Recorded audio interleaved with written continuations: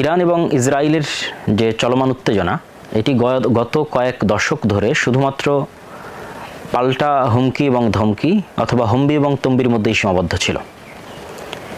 কখনো কখনো মাঝে মধ্যে টুকটাক হামলা হলেও সেটি যে উভয় পক্ষের আন্ডারস্ট্যান্ডিং বা বোঝাপড়ার মাধ্যমে পরিচালিত হতো সেটিও এক প্রকার স্পষ্ট, যার ফলশ্রুতিতে বিশ্লেষক মহলে অনেকেই মনে করতেন যে ইরান এবং ইসরায়েলের যে দ্বন্দ্ব এটি আসলে বাহ্যিকভাবে দ্বন্দ্ব দেখালেও গোপনে আসলে তাদের বন্ধুত্ব রয়েছে। তো এই ধারণাটিকে ভুল প্রমাণ করে গত 13ই জুন 2025 ইসরায়েলি টাইম ভোর 6:30টার দিকে ইসরায়েলের গোয়েন্দা সংস্থা মোসাদ এর সহযোগিতায় একই সাথে ইরানের অভ্যন্তরে পূর্ব থেকেই মজুদ রাখা ড্রোন এবং পূর্ব থেকেই মোসাদের গোয়েন্দা সংস্থা যারা কার্যক্রম পরিচালনা করতেছিল ইরানে তাদের সহযোগিতার মাধ্যমে এবং ইসরায়েলের ফাইটার জেটের মাধ্যমে এই উভয় শক্তিকে একত্রিত করে এক ভয়ঙ্কর এবং ভয়াবহ হামলা পরিচালনা করা হয়। যেই হামলার ভয়াবহতা আপনি ধারণা করতে পারবেন যে একটা বাহিনীর সেনাপ্রধান, শুধু একটা বাহিনী নয়, ইরানের সেনাবাহিনী, ইরানের আইজিআরসি, এরকম বড় বড় বাহিনীর যারা প্রধান আছে, টপ লেভেলের যারা সামরিক কর্মকর্তা আছে, তাদের সকলকে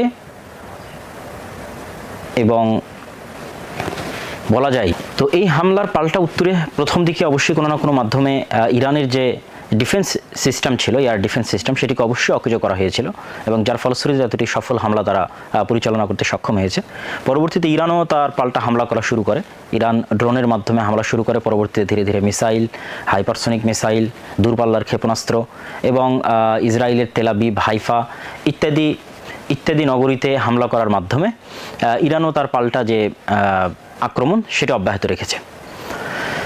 ইসরায়েলের আন্তর্জাতিক বিমানবন্দর বন্ধ ঘোষণা করা হয়েছে। উভয় পক্ষেই মোটামুটি ভালো ক্ষয়ক্ষতি হয়েছে আহত নিহতের দিক থেকে। অবশ্যই ইসরায়েলের কম হবে, ইরানের বেশি হবে, এটি স্বাভাবিক, কারণ ইসরায়েলের প্রতিটি বাড়িতেই অভ্যন্তরীণ বাংকার আছে এবং সাইরেন বাজলে তারা সেখানে আশ্রয় নেয়।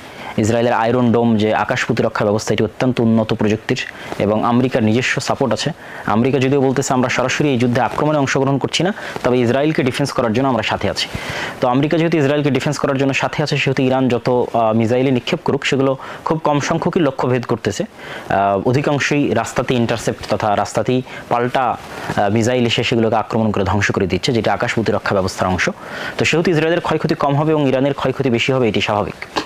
যদি ইরানের পক্ষ থেকে যে দাবি করা হয়েছে যে ফাইটার জেট 35 এটি ধ্বংস করা হয়েছে, এটির আসলে এখন পর্যন্ত কোনো স্পষ্ট প্রমাণ পাওয়া যায়নি।